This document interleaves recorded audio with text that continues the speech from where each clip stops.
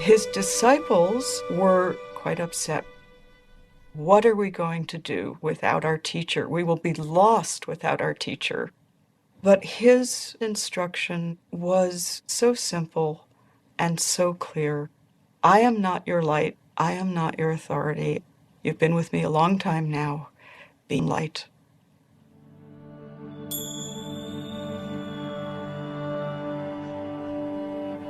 The Buddha saw death and life as inseparable. These are two sides of the same thing. Death is always with us. Death is part of the whole large unknown. And if we are unable to smile at the idea of the unknown, we're in real trouble. That's the realism that the Buddha was talking about, trying to come to terms with reality.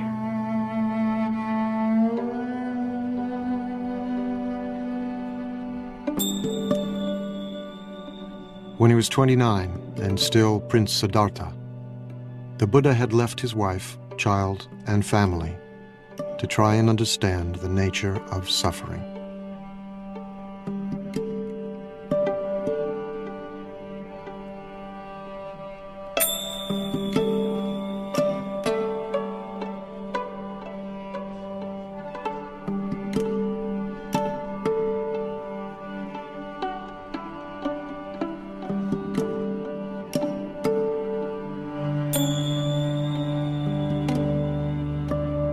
He had attained enlightenment, shared what he had learned,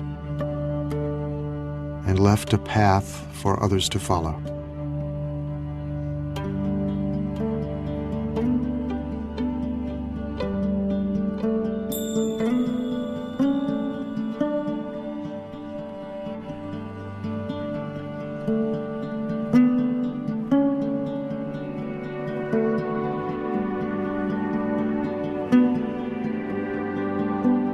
Now he was gone. But before he died, he had asked his followers to remember him by making pilgrimage to the place of his death,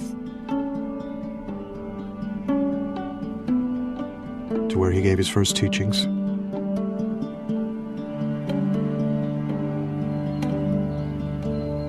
where he achieved enlightenment,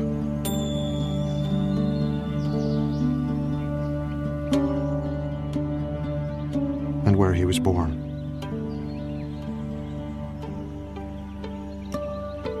Those four places mark out a sacred biography.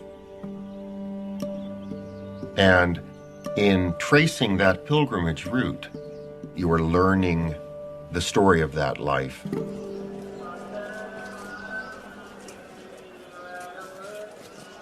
At places of pilgrimage, temples were built, images were installed, and relics were enshrined.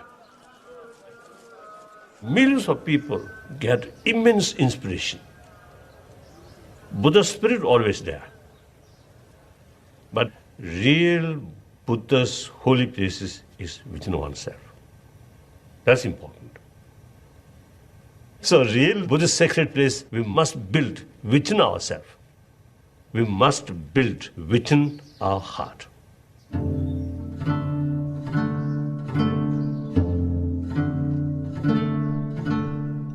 Although the Buddha had predicted that his teachings, like everything else, would in time disappear, Buddhism flourished in India for 1,500 years. Spread into Sri Lanka, Central and Southeast Asia, Tibet, China, Korea, Japan, and in the 20th century, to Europe and the Americas, adapting different forms and shapes wherever it took root, attracting many millions of men and women who practiced the Buddha's teachings both within and outside the monastic community.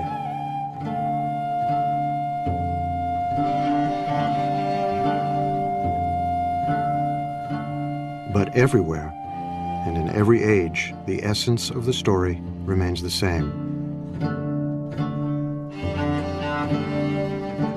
The Buddha said that we've turned this world into a painful place, and this world does not have to be a painful place. This world can be a world inhabited by Buddhas, but it's up to each one of us to turn ourselves into a Buddha. That's the work. If the Buddha is not you, finally the Buddha is of no interest to you. The Buddha is of such interest to you because you are the Buddha. Every sentient being, even insect, have Buddha nature, the seed of Buddha. That's the seed of enlightenment. So therefore, there is no reason to believe some sentient being cannot become Buddha. So like that. I know that there are supposed to be preserved footprints of the Buddha, which are kept in one of the sacred places in India or Nepal. And, you can stand in them. And if you stand in them, maybe you realize, 10 toes, me too.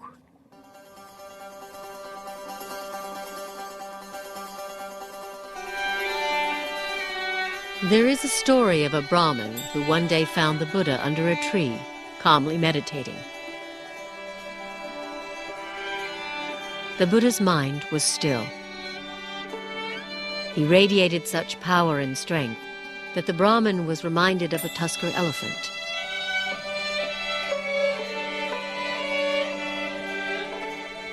The Brahmin asked him who he was. Imagine a lotus that had begun life underwater, the Buddha replied.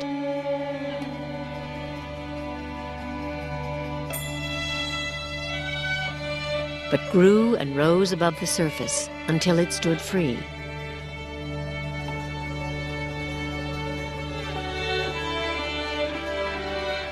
So I too have transcended the world and attained the supreme enlightenment. Who are you then? The Brahmin wondered.